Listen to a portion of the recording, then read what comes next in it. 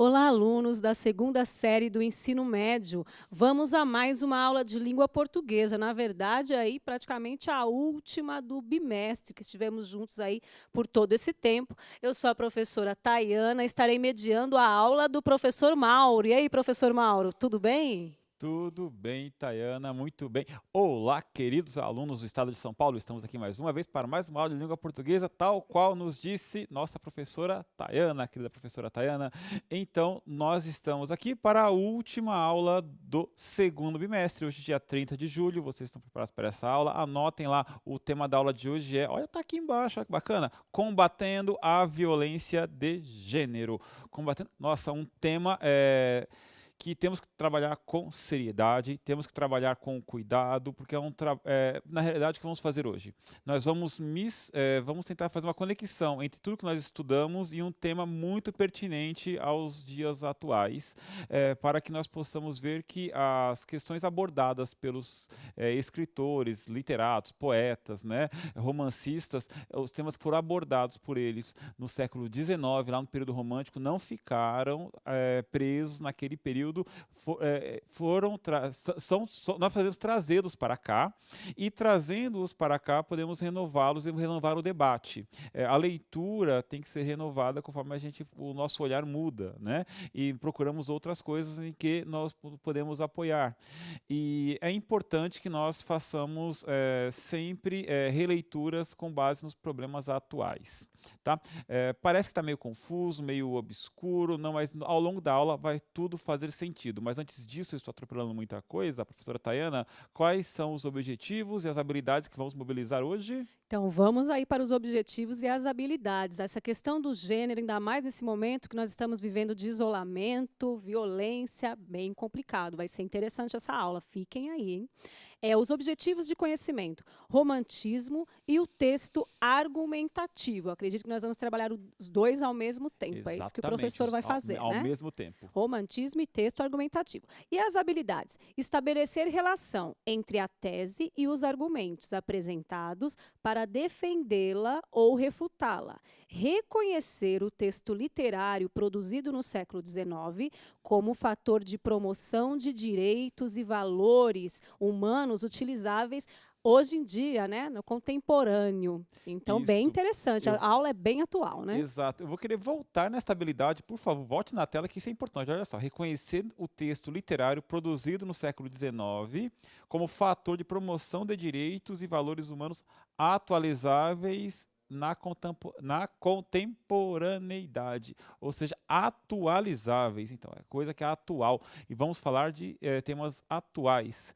Porque temos muitos problemas que aconteciam em 1800 e continuarão acontecendo, mas não podem continuar acontecendo, e temos que nos armar de ferramentas, nos armar de argumentos, lutar para que isto não aconteça e acharmos os mecanismos, né, legais para que isto não aconteça mais. O Mas e do que eu professor estou falando? Oi, diga. Mauro, esse atualizáveis aqui seria mutáveis, eles mudam, eles se refazem, Sim, se flexionam, como seria? fará sentido ao longo da aula. Sim, Hum, olha só, aqui a gente está se adiantando, porque é muita coisa quando vem acontecendo na nossa cabeça, a gente fica com vontade de falar cada vez mais e mais e mais, mas vamos tentar seguir a nossa linha de raciocínio aqui. Antes, o que faremos hoje? Nós vamos revisar os conteúdos do bimestre, estabelecendo conexões entre os conteúdos e os desafios da atualidade. Eu acho que essa seria a resposta que eu poderia dar para a professora. Nós vamos conectar os temas do romantismo com os desafios da atualidade. voltando, porque se fosse essa mesma época, o ano passado, os desafios seriam outros. Perfeito. Mudou e mudou demais, né? Mas como mudou?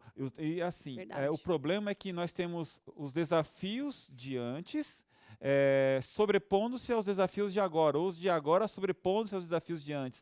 E os problemas se acumulando, se avolumando, e cada vez a gente fica com maiores dificuldades para resolvê-los. Ainda mais com essa questão do distanciamento social. Eu estava falando agora na outra aula, né, da primeira série do ensino médio, que se você tem um amigo que está perto de você, de alguma forma, né, conexão via celular, nas redes sociais, por favor, entre em contato com ele, fale para ele voltar para a escola. A escola está acontecendo aqui, ó, de maneira remota, mas está acontecendo e em breve voltará, talvez em setembro, talvez em outro dia. Eu espero que volte logo, por mim voltaria hoje, mas estamos estudando e os problemas continuarão acontecendo e serão muito piores se a pessoa não estiver preparada com uma escola adequada, com uma formação que possibilite conseguir um emprego de qualidade e alcançar os seus objetivos de vida, os seus sonhos. A escola é um dos motivos principais da sua organização, é isto, fazer com que você atinja os seus sonhos. O E para professor isto, oi! Mauro, gostaria também de agradecer aí aos pais, professores, alunos que estão acompanhando as aulas, estão se esforçando. Às vezes até você tem um amigo que não consegue acessar e você ajuda, você manda mensagem. Então, assim, não temos como agradecer, porque se não fosse a ajuda aí de vocês, o Centro de Mídias não estaria funcionando. Funciona porque tem pessoas que participam, que colaboram, como vocês, e aí a educação tem caminhado e nós temos conseguido garantir aí uma educação de qualidade em meio a essa situação tão difícil que nós estamos vivendo. Só Exato, gostaria de professora Tayana. E agradecer. falando sobre isso, é verdade, porque a escola, sim, tem a função de trazer para o público, né, educação, mas também uma das funções da escola é saber se você está bem. Então, como é que a gente sabe que você está bem? Você indo para a escola, né? E a gente vê que você está legal, nossa, e aí a gente pode dar todo o apoio, todo o suporte. Então, ajude aquele seu amigo que não está indo para a escola e ajude aquele seu amigo que não está indo para a escola, nesse sentido aqui, ó, que não está vendo as nossas aulas, né?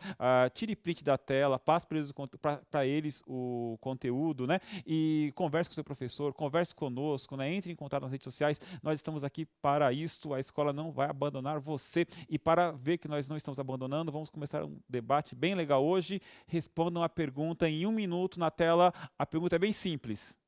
O que é equidade? 1 minutinho e já voltamos.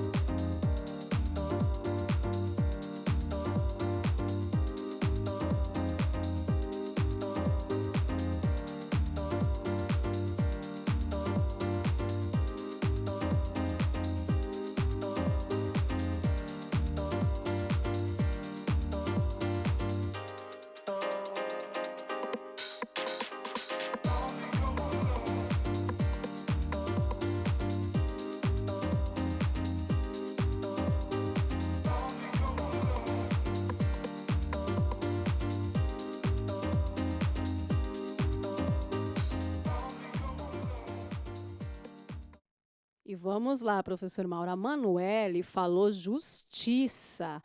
A Evelyn falou igualdade.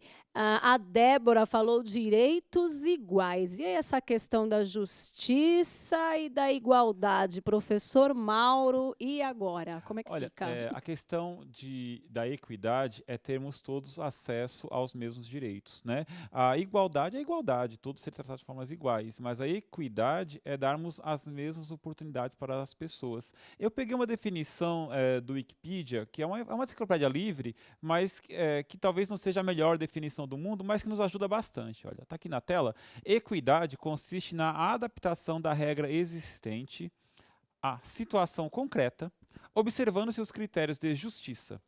Pode-se dizer, então, que a equidade adapta a regra a um caso específico, a fim de deixá-la mais justa. Ela é uma forma de aplicar o direito, mas sendo o mais próximo possível do justo para as duas partes. Funciona assim. Então, vamos ver se eu consigo me fazer claro. Por favor, professor, eu vou falar agora de direito das mulheres. Me corrija se eu estiver errado.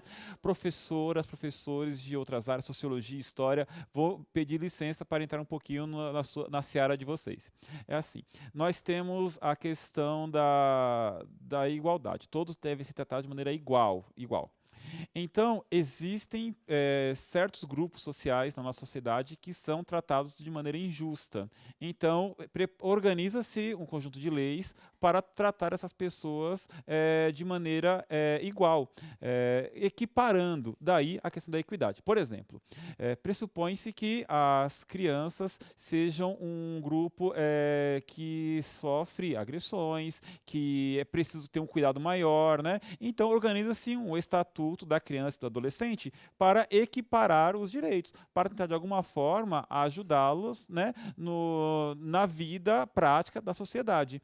Assim como acontece com o caso da Lei Maria da Penha, em que nós temos a questão da violência contra a mulher e uma lei para tentar de alguma forma, né, equiparar e combater este mal que é a violência de gênero. Professora, fui bem?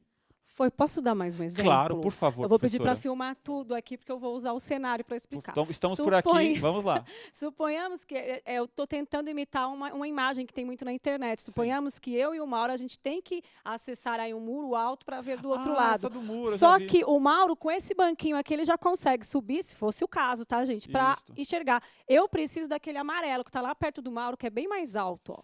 E se você não me garante, aí a equidade. Isso é igualdade. Vamos fazer o seguinte. Eu acho que a equidade de acordo com cada um eu consigo fazer um exemplo com essa mesma tela. Olha só. Olha lá, vai lá. Vamos supor que aqui seja onde eu quero chegar, ó, nesta linha aqui da tela, onde eu quero chegar. Então, eu em pé consigo chegar aqui. Aqui. Eu e ela temos o mesmo direito de chegarmos aqui. Então, o que seria a equidade? De alguma forma, eu com este banco, levar para ela conseguir tocar nesse ponto aqui em cima. Não é tratá-la de maneira errada, não é dar privilégios para ela, é garantir que ela alcance onde eu estou alcançando. Exatamente, porque eu sou bem mais baixo que o Mauro, vocês já perceberam isso, né? Não, mas tudo bem, professora, vamos lá. Isso não faz diferença. Vamos lá agora. Vamos tratar disso ao longo desta aula. Olha só, vamos ler um trecho do romance Inocência que nós estudamos ao longo do bimestre. Esta obrigação de casar as mulheres é o diabo. Esta é uma fala do pai da inocência. Vou voltar. Abre aspas, né? Esta obrigação de casar as mulheres é o diabo. Se não tomam estado, ficam jururus e fanadinhas. Se casam, pode cair nas mãos de algum marido malvado. E depois, as histórias. E, meu Deus, mulheres numa casa é coisa de meter medo. São redomas de vidro que tudo pode quebrar. Enfim, minha filha, enquanto solteira, honrou o nome de meus pais. O bonecão que se aguente quando estiver por sua. Com gente de saia não há que fiar. Cruz. Botam famílias inteiras a perder enquanto o demo esfrega um olho. Talvez vocês lembrem desse trecho, né? É o capítulo em que a gente mostrou que a Inocência, a filha do Pereira, era mantida presa dentro do quarto esperando o casamento. A pergunta aqui é esta para vocês, respondam em um minutinho. Quais podem ser as consequências de atitudes e pensamentos como os do pai da protagonista do livro Inocência, de Visconde de Toné? Dá uma olhadinha no texto, relembrem da história e respondam para nós em um minuto e já voltamos.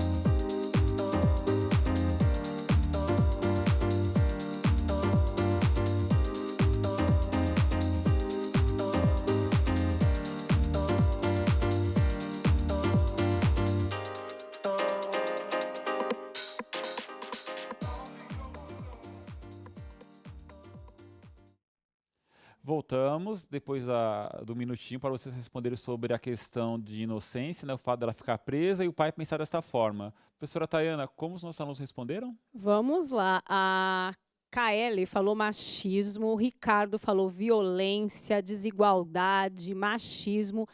O Vinícius falou intolerância. A professora Cristina também falou violência. Eles estão sempre nessa mesma abertura ao machismo e à violência. O Henrique também. Sim, o pai da inocência tratar dessa forma, as consequências que pode gerar é totalmente desumanizar a filha, né? As consequências não serão nada boas. Concordo perfeitamente, não vou acrescentar nada com relação ao que os alunos colocaram, é isto mesmo. Eu vou fazer mais uma perguntinha para vocês em relação a este texto. Respondam na tela a pergunta. Quais avanços no campo dos direitos humanos as mulheres tiveram em comparação com o século XIX, o período da composição deste livro? Em 1 minuto e já voltamos.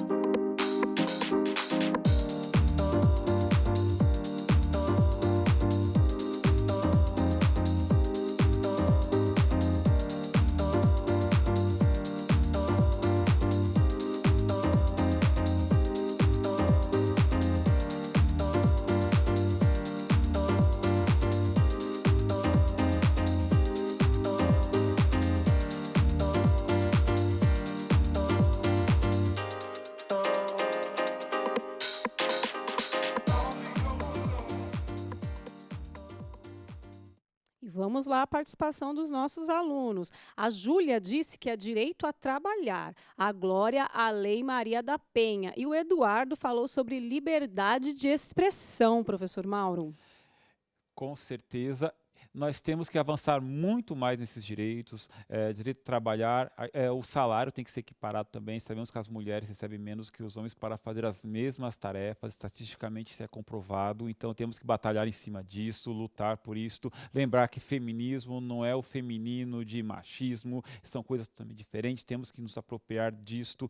O que eu acho muito legal é que no século XX, XXI, agora, né, nesse século XXI, nós temos pelo menos um vocabulário para discutir isso, né? Quando a gente fala de debate de gênero, quando a gente fala de feminicídio, ou seja, estamos debatendo trabalho, verdade, professora, isso mesmo, e podemos avançar um pouquinho mais. Direito a voto também, que a Andresa falou, isso, Felipe falou escolher com quem vai casar. Olha só, perfeito, isso mesmo. E temos que avançar muito mais, direito a escolher com quem vai sair, a que horário vai sair. Eu dou aula há muito tempo para alunos do primeiro, segundo, terceiro ano do ensino médio, né? E o que eu percebo é que as mulheres têm muito medo, as meninas têm muito medo de sair à noite, né? Não importa o local, ou seja, essa liberdade tem que ser garantida para todos. Os meninos temem assaltos, as meninas temem violência, né? Violência sexual, ou seja, temos que batalhar para uma sociedade em que haja equidade, em que ninguém tema sair à noite ou qualquer horário ao longo do dia e muito menos temer violência contra o próprio corpo. Temos mais um texto na tela, por favor, este de Amor de Perdição, de Camilo Castelo Branco. Vais hoje, de novo um pai falando com a filha, vais hoje dar a mão de esposa a teu primo Baltazar, minha filha. Em negrito, é preciso que te deixes cegamente levar pela mão de teu pai. Logo que deres este passo difícil, conhecerás que a tua felicidade é daquelas que precisam ser impostas pela violência. Mas repara, minha querida filha, que a violência de um pai é sempre amor. Amor tem sido a minha condescendência e brandura para contigo. Outro teria subjugado a tua desobediência com maus tratos, com os rigores do convento e talvez com o desfalque do teu grande patrimônio. Eu? Não. Esperei que o tempo te aclarasse o juízo e felicito-me de te julgar desassombrada do diabólico prestígio do maldito que acordou o teu inocente coração. Não te consultei outra vez sobre este casamento por temer que a reflexão fizesse mal ao zelo de boa filha com que tu vais abraçar teu pai, e agradecer-lhe a prudência com que ele respeitou o teu gênio, velando sempre a honra de te encontrar digna do seu amor.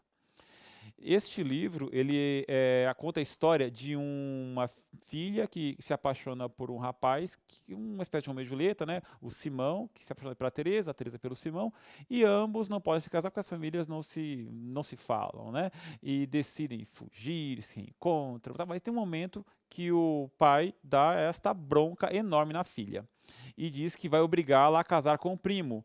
Obrigá-la a casar com o primo por quê? Porque ele a ama. E a força do pai, quando o pai age dessa forma, de maneira autoritária, é porque é amor. Então, participe conosco e respondam na tela em 1 minuto, conosco respondam. Quais argumentos poderiam ser usados para convencer os pais da protagonista do livro Amor de Perdição, de Camilo Castelo Branco, de que ele está indo contra os direitos fundamentais de sua filha? É o seguinte, quais argumentos você usaria para convencer o pai da Teresa de que ele está indo contra os direitos fundamentais da filha dele? Como é que você convenceria o pai a tratar melhor a filha? 1 minutinho e já voltamos.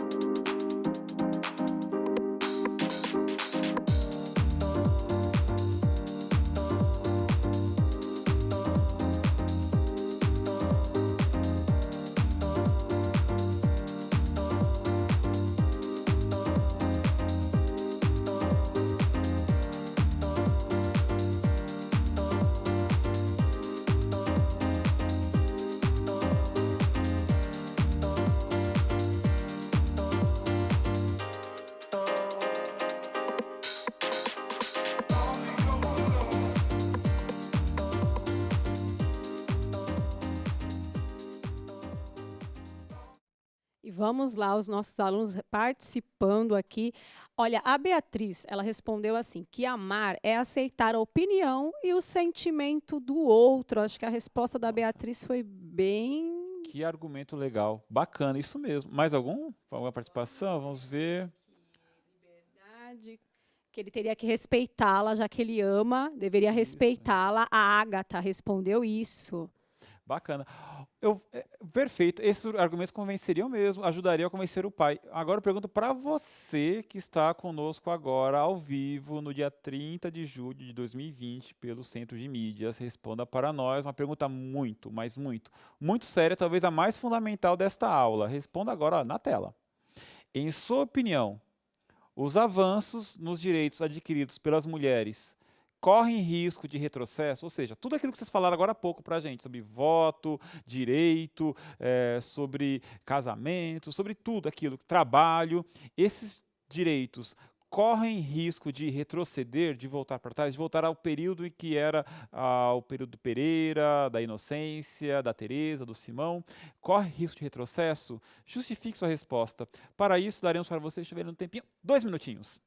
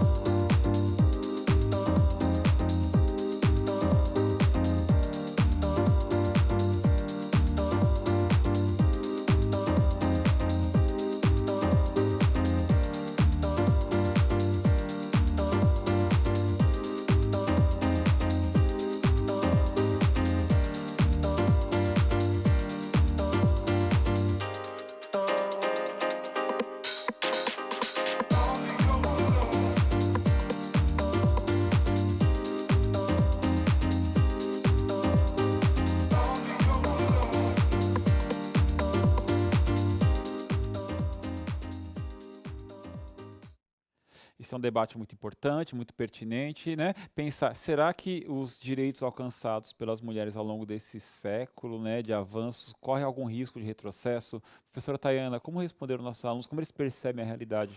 Eu vou colocar 2 exemplos aqui, que é a Bruna, que ela acredita que não, porque hoje a mulher tem mais voz. Aí eu tenho a Ana Beatriz, que diz que corre sim, porque ainda existe muito machismo. Sim. Olha, eu vou. 2 opções aqui. Eu gostei da participação de ambas, aliás, gosto da participação de todos, é bem legal ver que vocês estão participando, interagindo conosco. Eu vou deixar essas duas, uma acredita que não, outra que sim. Lembrando que quando a gente falou de artigo de opinião, ao longo desse bimestre, a gente falou que, olha, desde que argumente, tranquilamente, a gente pode aceitar, né, que você opte por um lado, opte por outro. Então, eu vou fazer o seguinte, eu vou ler junto com vocês uma reportagem do site da ONU Brasil. E depois vamos pensar nessa mesma pergunta que fizemos agora, nesse último slide. Tá? Então, me acompanhe na minha leitura e vamos ver como percebemos a realidade a partir da leitura dessa reportagem. Vamos na tela?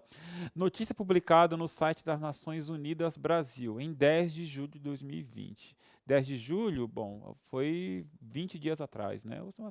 Relativamente nova a reportagem. A reportagem fala: Fundo de População da ONU alerta para risco de retrocesso no combate à violência de gênero no mundo. Repito, Fundo de População da ONU alerta para risco de retrocesso no combate à violência de gênero no mundo. Continuando a leitura. Sem ação urgente, mulheres e meninas estão em risco, alerta o fundo, né? Ou seja, é necessário que haja uma ação urgente, segundo a notícia que leremos agora. Vamos ver qual a notícia. Em um Dia Mundial de População marcado pela pandemia da Covid-19, o Fundo de População das Nações Unidas, o UNFPA, alerta para a necessidade de proteger mulheres e meninas, sobretudo em relação à violência baseada em gênero. De acordo com a diretora executiva do UNFPA, Natália Kanem, o progresso global para colocar um fim às diversas agressões contra mulheres deve sofrer sérios retrocessos em meio à pandemia. Além disso, o acesso à saúde sexual e reprodutiva, como pré-natal e contraceptivos, também está ameaçado. O Dia Mundial de População é lembrado no sábado 11. De acordo com uma pesquisa recente do UNFPA, se as medidas de isolamento social e interrupção de serviços relacionadas à pandemia durarem por 6 meses, 31 milhões de casos adicionais de violência contra a mulher podem ser esperados. E 47 milhões de mulheres em 114 países de renda média, incluindo o Brasil, podem ficar sem acesso a métodos contraceptivos modernos. Isso implicaria em 7 milhões de gestações não intencionais. A violência de gênero e a ameaça aos direitos de mulheres e meninas, especialmente os direitos reprodutivos, são considerados pelo UNFPA a pandemia dentro da pandemia. Por isso, é essencial que governos e sociedade enxerguem essas vulnerabilidades, segundo o UNFPA. Nenhuma organização ou país pode fazer isso sozinho. A pandemia é um lembrete severo da importância da cooperação global, disse Kanem, em pronunciamento oficial. Mensagens públicas positivas sobre equidade de gênero, desafiando estereótipos de gênero e normas sociais nocivas, podem reduzir o risco de violência. Nisso, homens e meninos podem e devem ser aliados fundamentais, completou. Saúde sexual e reprodutiva é um direito e, assim como as gestações e os partos, os direitos humanos não param durante pandemias. Vimos aqui que, segundo o texto, há um problema grave e que se agrava com a questão da pandemia que estamos enfrentando neste momento, né? A questão do afastamento social. Então, vamos para a primeira pergunta. Compartilhe conosco no chat. Olha só, a violência de gênero é a ameaça aos direitos de mulheres e meninas, especialmente os direitos produtivos. Desculpa, vou ler de novo, perdão, me atrapalhei. Vamos lá de novo. A violência de gênero é a ameaça aos direitos de mulheres e meninas, especialmente os direitos reprodutivos, são consideradas pelo UNFPA a pandemia dentro da pandemia. Pergunta para vocês, quais são as duas pandemias de que trata o texto? Um minutinho e já voltamos.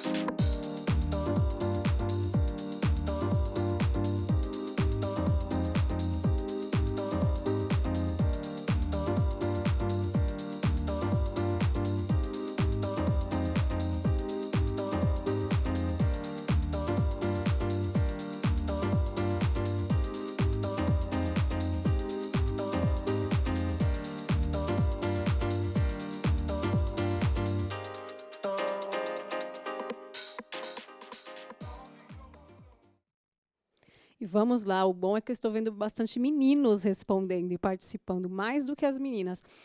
Eu tenho aqui o Murilo, que ele fala que é a Covid e o machismo. O Richard fala que é a Covid e a violência à mulher, professor Mauro. Muitos Isso. meninos participando, muito Bom, interessante. isso mesmo. É assim, nós temos a pandemia, que infelizmente nos atingiu, não dá para fazer nada além de nos proteger, nos afastarmos, né, e lutarmos com as armas que nós temos, que foi o que nos foi ensinado. Nos afastemos, escola não funciona, estudamos por aqui. Isso. E dentro desta pandemia, nós temos uma outra pandemia agindo de maneira silenciosa, que é a violência de gênero e a ameaça aos direitos das mulheres. Aquilo que acontecia no século XIX, voltando a acontecer. Então, este é um problema grave que tem que ser combatido de alguma forma. E aí nós temos que, de certa forma, nos orientarmos, organizarmos e sermos cada vez mais unidos e procurarmos mecanismos de proteger as mulheres, né? E aquilo nunca foi tão forte quanto não soltar a mão de quem está precisando. Para isto, temos uma outra pergunta dentro do mesmo texto para vocês. Segundo o texto, o mesmo trecho, por que é tão grave ter essa outra pandemia dentro da pandemia? Mais um minutinho e voltamos.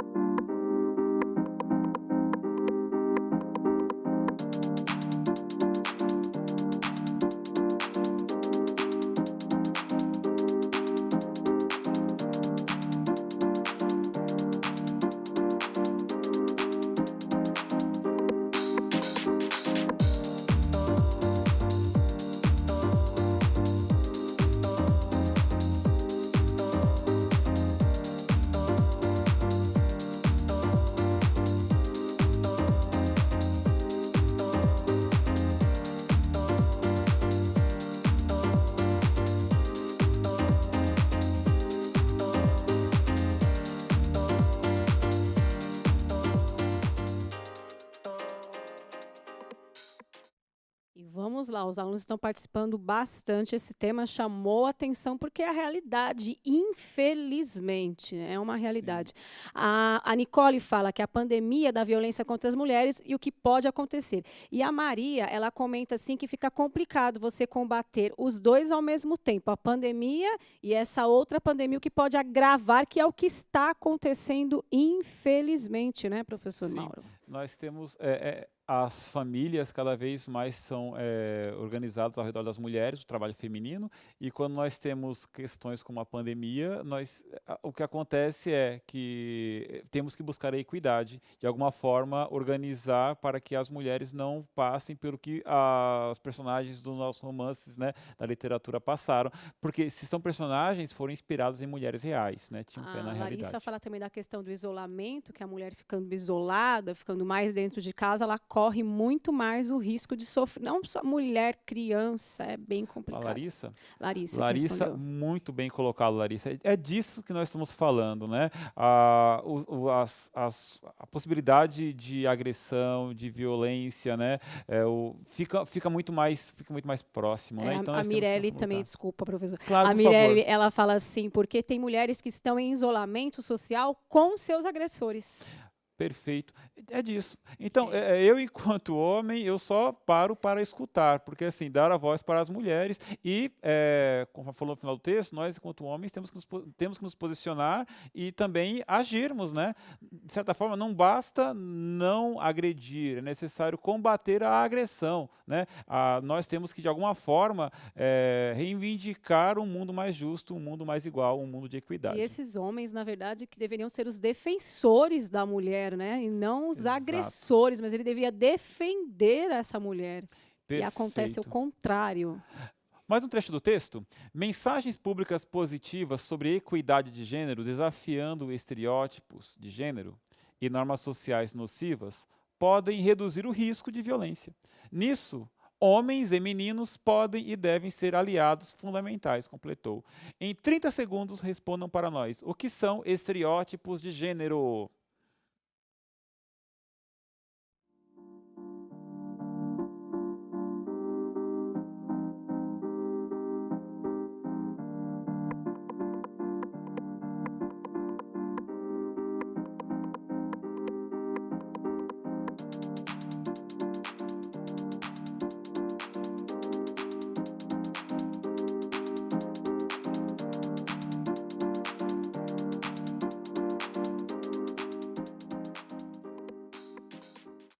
E vamos lá, a Amanda fala que são regras, ela coloca entre aspas ainda, Isso. que os gêneros deveriam seguir. Nós temos mesmo, né, esses estereótipos aí, até Estereótipo hoje. é aquilo que, homem não chora, mulher tem que lavar a louça, aquelas coisas, né, horrorosas que eu não vou ficar repetindo aqui para não ficar dando cartaz, né? Ou seja, o que está na tela é mensagens públicas positivas sobre equidade de gênero, desafiando estereótipos de gênero e normas sociais nocivas, podem reduzir o risco de violência. Ou seja, deixar bem público e claro qual é o papel de cada um. Nós somos livres para poder escolher nossas ações. E eu pergunto para vocês de novo, mais 30 segundinhos. O que são essas normas sociais nocivas?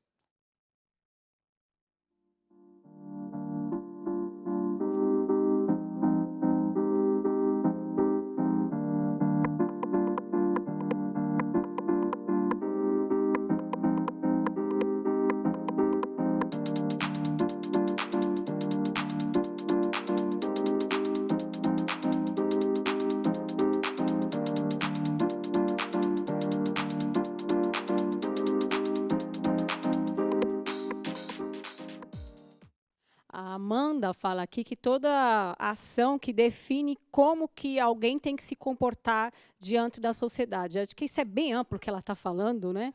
Fica difícil Isso. até para explicar aqui, mas eu entendi o que ela quis Essa- dizer. Ela fala que essas definições, elas são nocivas, esses Isso. rótulos, né? Normas sociais nocivas, homem tem que fazer isso, mulher tem que fazer aquilo, tem que obedecer isso, tem que fazer daquela forma. Eu até me engasgo para poder falar, porque são coisas que não são agradáveis, normas sociais nocivas. Ou seja, obedecer a uma cartilha pré-definida de 1800, do período lá do Pereira, né, do Inocência. Por Então, exemplo, é algo que tem o que homem mudar. não pode demonstrar sentimento porque é fraqueza, né? Isso, Ele tem que ser e uma bruto. mulher de caráter tem que obedecer ao homem, essas E a coisas. mulher que fala muito é louca. Se ela se posiciona, ela é tida como louca. Não, É, já saiu isso, da mulher não fala estética ali, palavrão. né? Tá de TPM. Meu, dá Isso, a uma mulher é raiva disso. Até bati louca. no microfone, perdão. Dá uma raiva disso. Olha só, vamos lá, mas não pode ter raiva. Temos que pensar, argumentar. Ninguém argumenta com raiva, perdão. Vamos lá, então, para o próximo slide.